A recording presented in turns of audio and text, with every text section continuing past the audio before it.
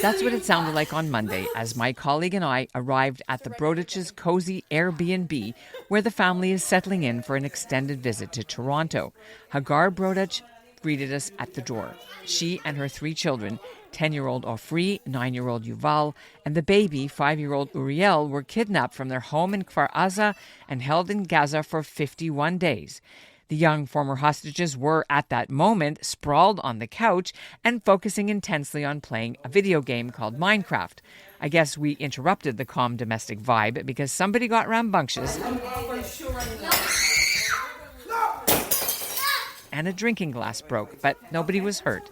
And after the minor incident was cleaned up, quickly and calmly, their father marshaled them all out the front door to burn off some energy with a walk, while we sat down for our conversation with his wife to share with us her ordeal that was incredibly scary and traumatic and left her suspicious of the world and afraid to return to Israel right now, even though she desperately wants to. Avichai Brodutch was badly wounded by a rocket-propelled grenade on October 7th while defending the kibbutz and was left behind.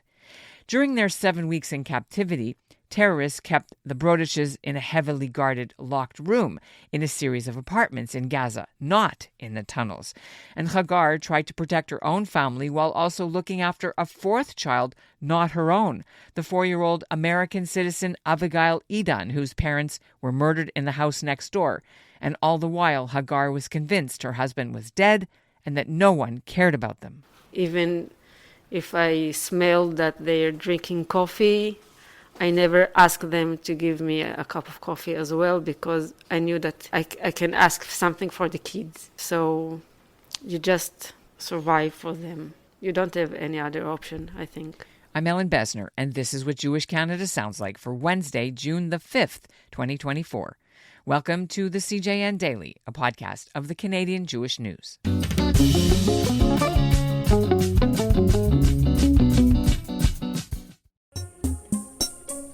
Is life really miserable for the Jews, or are we just glued to a 24-hour news cycle? Should we be worried that so many young rabbis are coming out of seminary as anti-Zionists? And what does Judaism say about polyamory? If you want answers to these questions, well, we don't have any. But we do love asking them. Each week, tune into Bonjour Chai to hear debates and hot takes by me, Avi Feingold, And me, Phoebe Maltz-Bovy, as we sit down with pundits, rabbis, and scholars to talk about the most pressing issues facing Jews in Canada and around the world. Listen and subscribe to Bonjour Chai at thecjn.ca/bonjour or wherever you get your podcasts. אלו היו רגעים מאושרים בעבור משפחת ברודאץ', האם הגר והילדים עופרי, יובל ואוריה... Even before Israeli TV broadcast the Brodutches' live handover on November 26 last year via the Red Cross and their arrival at the Schneider Hospital in Petah Tikva to start their recovery, we at the CJN have been reporting on the family's ordeal because they were some of the highest profile hostages. Avichai Brodutch was the first known October 7th survivor to mount a one-man protest outside the Israel Defense Forces Tel Aviv headquarters, demanding the government find and save his family.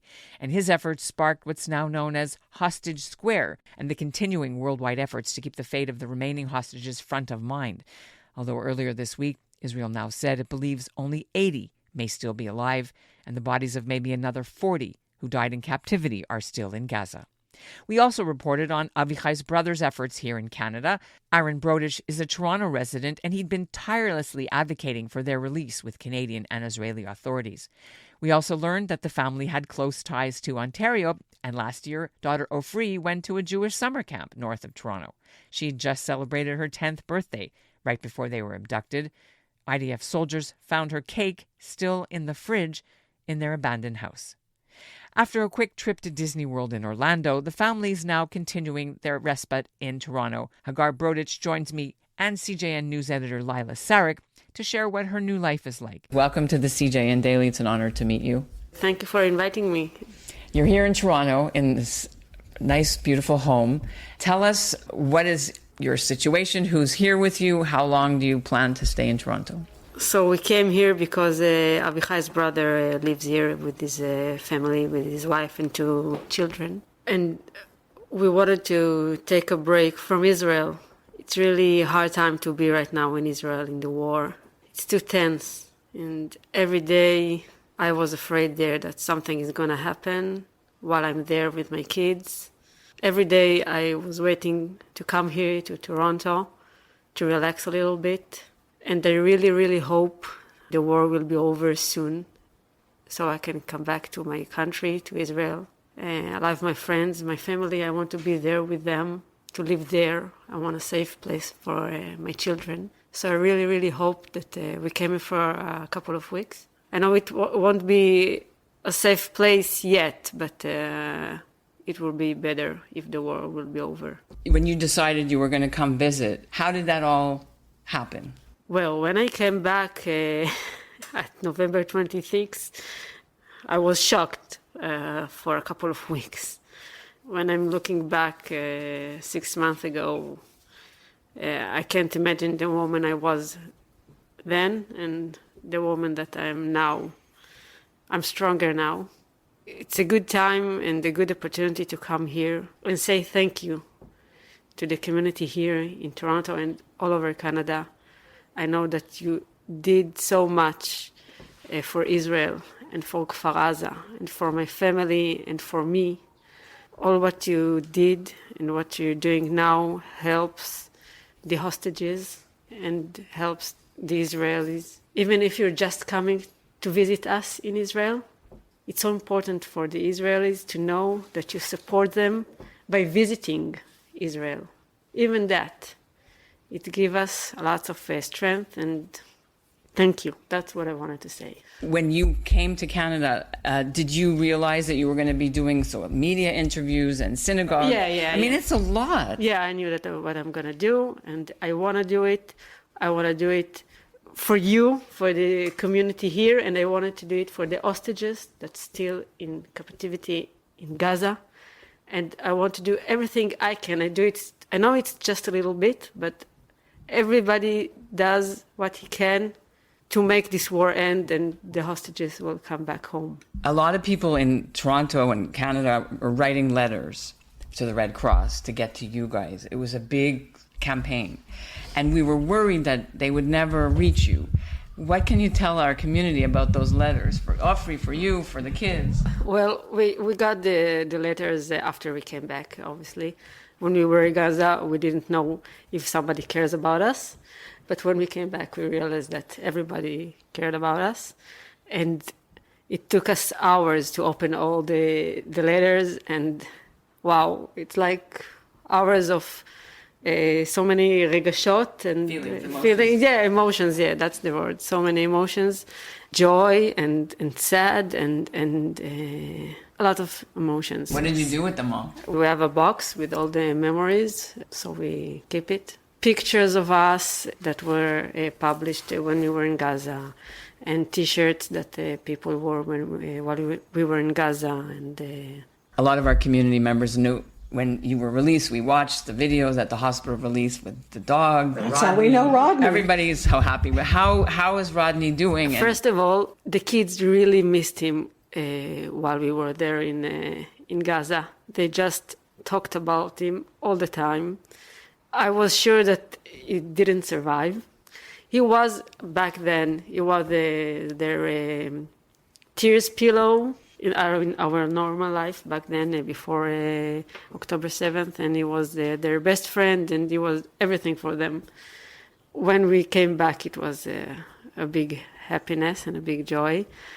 He's so important for the kids, and they really miss him right now, and they didn't want to come to Canada because of him for such a long time. How are you able to go around the community, go to the park? Are you leaving the house at all, like doing fun? Yeah, I do. We didn't do much yet, but we're going to have plans here in Toronto and outside of Toronto. The aquarium, CN Tower, Toronto Island, we have what to do here.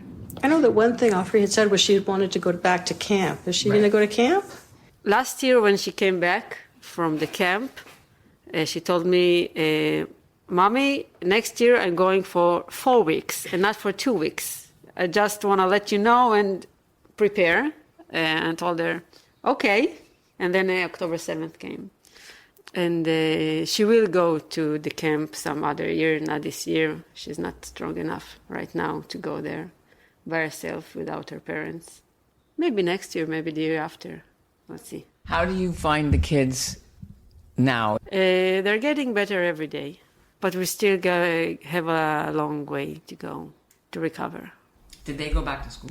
Ofri and Yuval started to go to school around March, but Uriah now is with me most of the time. We did go to his kindergarten, but I was with him all the time. I didn't leave him alone. He didn't let me. He went a few times, but not too much. How weird is it that like the whole That I Jewish know when you're community little in girls. Canada is like adopted your family, and we all love you, and you don't know us, but we all love you, right?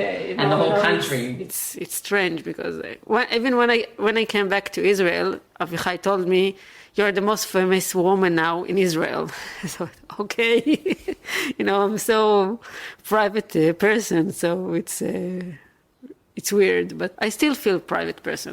I don't feel like something else. In Toronto, like you said, you came for a rest and relaxing. And it's not Israel, we know, but it's not 100% the way it was last summer for Jews here. Are you aware of that, and how does that feel? How do you navigate that? Yes, I'm aware of that. I'm not as confident as I used to be.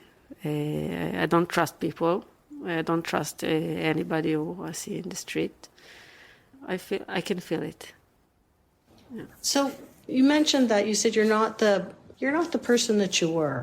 How do you think that you've changed when you think about the person who you were on October 6th and the parent you were on October 6th?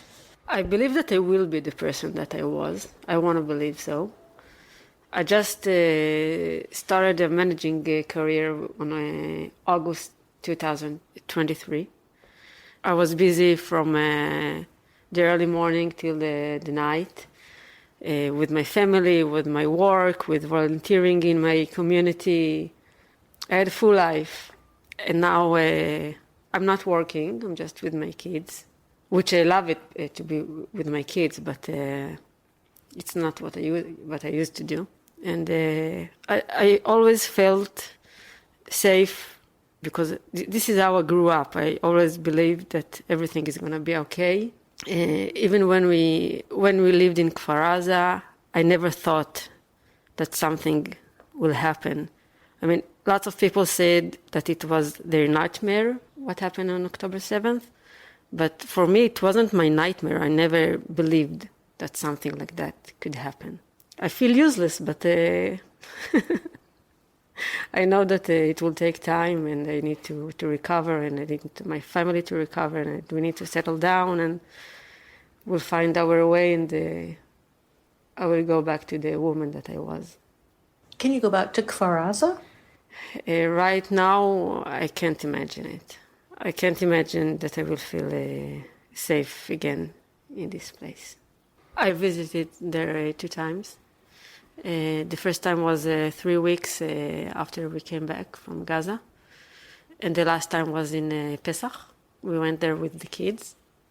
They really wanted to go there to see their house, their home. But I can't imagine myself sleeping there. What did the children, like they were staying in the hospital for a while and then they were, where have you been? We lived in a house in Herzliya, a nice house, in a great location. It was nice, but it's not our way of life. We used to live in a kibbutz, in a community, around fields. Were you able to bring anything from the house the last time you went for Pesach? Is there anything still left there? Yeah. The house is almost it's almost okay. Just a little. They just took us from there. They didn't burn the house or something. Just. So everything is fine there. Yeah, I could take my coffee machine from there and my K-mix and my Magimix.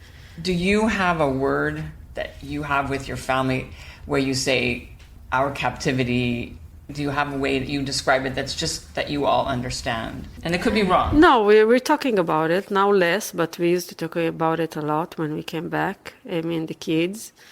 I tried to share things with Avichai because we've been there, me and the kids, and he wasn't. So it's 51 days that he wasn't with his family, so he doesn't know anything about what we had there. But no, just sometimes I call it when we were there, I don't mention the name Gaza all the time. So how would you say that in Hebrew? כשהיינו שם. I guess something I thought about was, how are you able to be a parent in the place where your kids were hungry and scared and when you were suffering yourself? Well, I really hope that I was a good parent. You don't have any other way. You just survive for them. You don't care about yourself. Everything, when we needed something from the terrorists, I always asked things for the kids. I never asked anything for me. I see we just sitting in here and you ordered pizza. Is there anything the kids will not eat anymore, or you will not eat anymore since you're back? Yeah, it's a good question. At the beginning, they really didn't want to eat pita bread because it's the only thing that we ate there, almost the only thing. But now sometimes they do eat if it's what they have to eat. We barely eat it. It's not Israeli to not eat pita bread. Yeah, because every place we go to, they serve us pita and hummus. And I tell people, listen, that's what we were serving in Gaza. We're not eating pita and hummus anymore. AVP, anything but pita. Yeah, and hummus. When you came out, what was the first thing the kids wanted to eat? While we were there in Gaza, what we did most of the time was dreaming about food. So they had a list of 26 restaurants around the world that they want to go to eat there. Even here in Canada, Ofri talked about restaurants that she ate last summer. So we didn't do anything yet. We still have the list. What's the Toronto one? The Mia brunch bar cafe, I think. It's here. It's not so far away from here. It's like 5 minutes walking. Mia. Because I'm sure the minute you publish it, everyone is going to give you a free lunch. Everybody. So we should help you. So Mia is the main one, and Starbucks Ofri go there like twice a day when she's here. What can we do for your family? What can the Jewish community do now? Well, for me, you're doing a lot, and I think that the main thing is to help to release the hostages. Because on the weekend, Biden made his 3 proposals, whatever. So what are your thoughts about time and what has to happen? It has to happen. What he offers, it has to happen. We have to finish the war. We can't go on this war, both sides, I think. It has to be over. I want to go back there. I want to live there. I want that it will be a safe place for all the kids in all over Israel, not in the center, only in the center of Israel. It has to be safe in the border with Lebanon and Syria and Gaza and Egypt and Jordan. And we have to do everything we can to have peace with all the countries around us. When you say you want peace, there's so many tunnels with rockets, and it's like a whole universe under the ground. How do you put those two things together? Yeah, I know that it's not only in our hands. We need a partner, of course, that we need a partner. I don't have any solution. Well, I'm just Hagar Brodutch. I'm just a regular person from Kfar Aza. I don't need to find this solution. I know what I've been through for 51 days. But now they're there for 241 days, I think, maybe even 2. And I don't know what they're going through. It's unbelievable. Do you feel bad about that? And some people have survivor's guilt. Yeah, I do. I do feel guilt about it, yeah. Did you meet other hostages when you were in Gaza? Yeah, a few, yeah. Were they able to come out? Or No, they're still there, yeah. All of them are still there. Who I met there are still there, yeah. Have you been in touch with other people who were hostages? Are they a support? Are you a support for each other? First of all, when I came back from the day we were released on November 26th, I met in that day my neighbor and my friend Chen Goldstein was kidnapped from her house with her 3 kids after her husband Nadav and their big daughter Yam were murdered in front of their eyes. I met her there at November 26th, And she told me that Avichai is alive. It's one of the biggest moments that I had in my life. And the other thing that I wanted to tell, that we just came from a trip to Disney in Orlando with all the kids who came back from Gaza and their families. So we were there all together. At the beginning, I thought it might be strange that all group goes together, but it was wonderful. Actually, it's so sad that we were one of the only families that stayed complete. The whole family there, and the other families, some of them, their father is still a hostage in Gaza, and some of them lost their father or their mother, or both of them, or their brothers. It's such a big tragedy. I was just going to ask how Abigail is. I mean, you ended up not only being taken with your own children, but with someone else's child, which is unthinkable. And how is she doing? Yes, I'm in touch with her and her aunt and uncle, and we had a great time now in Disney, and she's in a good arms. Did you sing with each other at night? Did you pray? Did you tell stories? How did you keep them so they could sleep? You're not in Disney. Yeah, of course. In the other place. Yes, we talked a lot. We didn't have much other things to do.